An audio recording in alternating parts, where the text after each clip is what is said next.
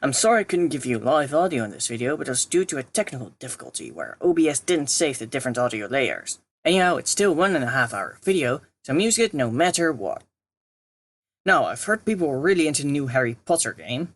Sadly, I don't have the money for that, and I do not have enough interest in the Harry Potter series to spend such a ludicrous amount of money on it. Hey, a letter! I have friends! Oh, that's not a letter, that's a threat. Okay. So I've got the next best thing here. Harry Potter and the Philosopher's Stone. Not only is this game older than I am, but it's also the only program I know that runs with OBS, and my computer doesn't get lag while doing so. Sadly, I still need to beat some bugs out of the program, but what can you do? Just for this video, let's pretend we are back in 2001, pretend I was this age back then, and get into the game. About this game. Standard controls are really strange, which is understandable since I guess controls weren't really standardized back then. I changed them to be more comfortable in any case. Another thing is that you cannot click out of the game in any way, shape or form while it's running in the background, and you cannot change that in settings. Furthermore, the resolution on your computer also gets changed, which doesn't feel very nice, since I couldn't see OBS on my other screen because of this.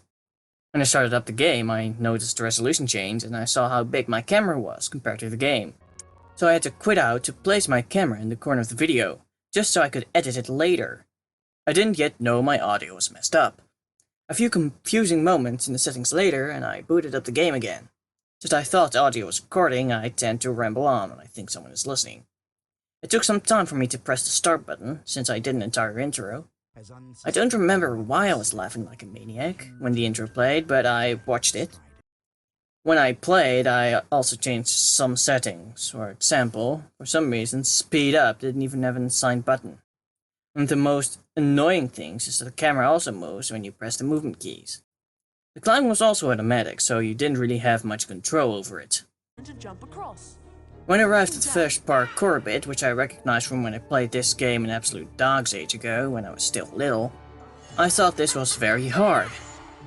Now I know it's not.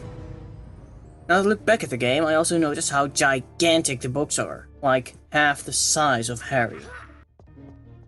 I finished this part and went through the secret passage where I met Malfoy and company, who gave me a fake threat.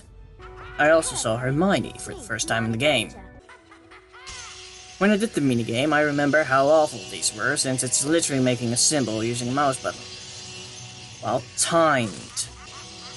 It was tempting to retry, but I really couldn't be bothered to do that all over again. I also figured out some of the hitboxes were kind of wacky and hung around for a bit.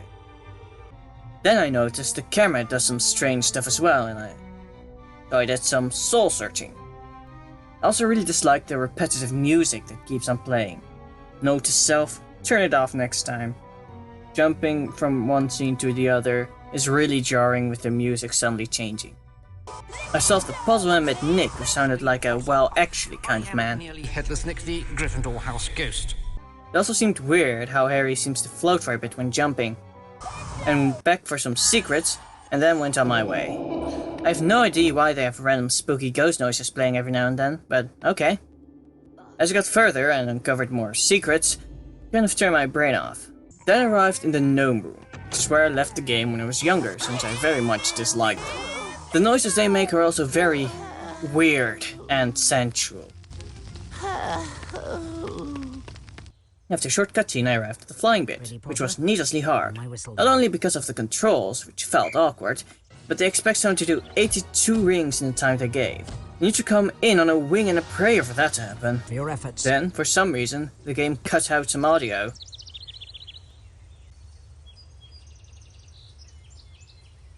Time for your charms lesson now. Good day, Mr. Potter. I went inside and assaulted some guards who gave me jelly beans. I then had to do another annoying minigame, which I later retried. I did wonder why Hermione was allowed to give out house points to her own house. This seems like a conflict of interest, but what do I know? That door in front of you is magically locked. It's not magically locked. That's just a lock, for God's sake, Hermione. If you're done admiring yourself, Harry... Why is Hermione so judgmental? Harry only looked at himself for like 1 second while entering the room. I did another minigame, beat up a few gnomes, made a few things float, roughed up a few more gnomes, made other things float, countered audio errors,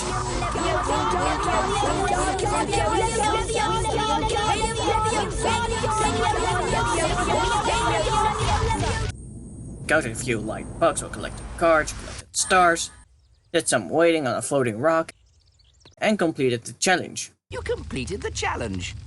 I have no idea what was in one of the rooms since I got locked out by a cutscene, but I don't care enough to go back. I hung around for some more and encountered my first boss fight, which is really just me spamming a button and the animation breaking. I gave away some jelly beans, they just stood still, found a way to painting, had another encounter with Malfoy's lackeys, saw some statues, met Longbottom, and got some foreshadowing. Robbed the guy of his chance to find the secret room before he even finished his sentence. Survived a lethal drop, broke some vases, assaulted some more guards, and got to a fight with Malfoy, who played catch with his firecrackers. I threw them back, but he didn't seem too good at either receiving or throwing. I then went outside and... PS1 Hagrid, who? I only know Windows 99 Hagrid. Starting recording in 3, 2, 1, go. Okay, so I have started the recording. I can sync it up later. I'm holding the microphone right now in my hands. I'm just going to start the outro. Anyway, this is where I left off.